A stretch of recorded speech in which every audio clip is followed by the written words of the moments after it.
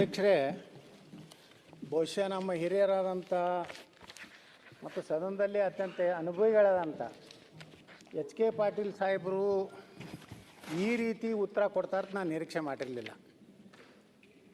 ಇವತ್ತು ಈ ವ್ಯಕ್ತಿ ಒಬ್ಬ ಹಿರಿಯ ಶ್ರೇಣಿ ನ್ಯಾಯಾಲಯದ ಅಪ್ಪರ್ ಸರ್ಕಾರಿ ವಕೀಲರನ್ನಾಗಿ ಮಾಡಬೇಕಾದ್ರೆ ಅವನ ಬ್ಯಾಕ್ಗ್ರೌಂಡನ್ನು ಇವತ್ತು ತನಿಖೆ ಮಾಡಿಸ್ಬೇಕು. ಅವ ಯಾವ್ಯಾವ ಪ್ರಕರಣದಾಗ ಏನೇನು ಅವನ ಮೇಲೆ ಆರೋಪಗಳಿದೆ ಅನ್ನೋಂಥದ್ದು, ಎಷ್ಟು ಪ್ರಕರಣಗಳು ದಾಖಲೆ ಇದಾವೆ ಅನ್ನೋಂಥದ್ದನ್ನು ತನಿಖೆ ಮಾಡಿದೆ. ಒಬ್ಬ ಗಡಿಪಾರಾದಂಥ ವ್ಯಕ್ತಿ, ಒಬ್ಬ ನೋಡಿ ಅಧ್ಯಕ್ಷರ, ಅವನ ಫೋಟೋ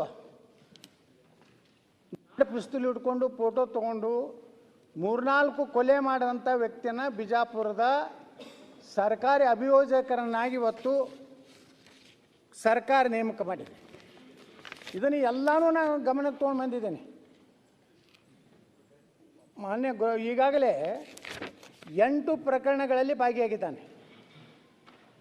ಮಾನ್ಯ ಗೃಹ ಸಚಿವರೇ ನೀಡಿರುವ ಲಿಖಿತ ಉತ್ತರದಲ್ಲಿ 2024 ಫೆಬ್ರವರಿಯಲ್ಲಿ 20ನೇ ತಾರೀಕಿನಂದು ಗೃಹ ಮಂತ್ರಿಗಳೇ ಒಪ್ತಾರೆ, ಈತ ಗಡಿಪಾರು ಶಿಕ್ಷೆಗೆ ಒಳಗಾಗಿದ್ದು ದೋಂಬಿ, ಮತೀಯ ಗಲಭೆ, SC ST ಹಾಗೂ ಇತರೆ 8 ಪ್ರಕರಣಗಳಲ್ಲಿ ಭಾಗಿಯಾಗಿದ್ದಾನೆಂದು ಸ್ಪಷ್ಟಪಡಿಸಿದ್ದಾರೆ.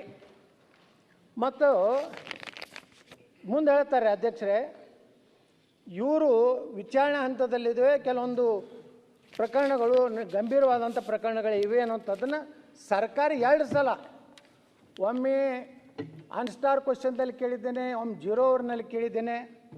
ಮುಂದೆ ಅಧ್ಯಕ್ಷರೇ, ಈ ವ್ಯಕ್ತಿ ಏನು ನಾನು ಚಳಿಗಾಲ ಅಧಿವೇಶನದಲ್ಲಿ ಡಿಸೆಂಬರ್ 24 ಅವಾಗೂ ಈ ಪ್ರಶ್ನೆ ಗುರುತಿಲ್ಲದ ಪ್ರಶ್ನೆಯನ್ನು ಚುಕ್ಕೆ ಗುರುತಿಲ್ಲದ ಪ್ರಶ್ನೆಯನ್ನು ಕೇಳಿದ್ದೇನೆ. ಇದು ಎಲ್ಲ ಪ್ರಕರಣ ಆದಮ್ಯಾಗೂ ಸಹ ಇವತ್ತು ಮಾನ್ಯ ನಮ್ಮ ಸಚಿವರು ಉತ್ತರ ಕೊಡ್ತಾರೆ. ಇಂಥ ಒಬ್ಬ ಕ್ರಿಮಿನಲ್ ವ್ಯಕ್ತಿನ ಮಾಡಿದ ಮೇಲೆ ಇಷ್ಟೆಲ್ಲ ಸರ್ಕಾರ ಮುಂದೆ ಗಮನಕ್ಕೆ ತಂದ ಮೇಲೂ ಸಹ ಇವತ್ತು ಹೇಳ್ತಾ ಇದ್ದಾರೆ ಅವನ ಅವಧಿ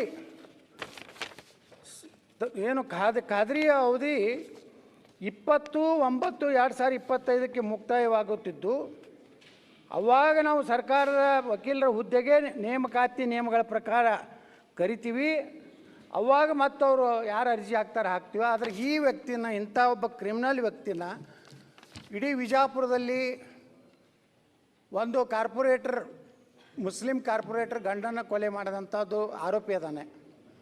ಒಂದು SC ಹೆಣ್ಮಗಳನ್ನ ಅತ್ಯಾಚಾರ ಮಾಡಿ ಕೊಲೆ ಮಾಡಿದಂಥ ಆರೋಪಿ ಅದಾನೆ. ರಾಜಾರೋಷವಾಗಿ ನಾಡ ಪಿಸ್ತೂಲ್ ಹೊಡ್ಕೊಂಡು ವಿಜಾಪುರನಲ್ಲಿ ಅಡ್ಡಾಡ್ತಾ ಇದ್ದಾನೆ.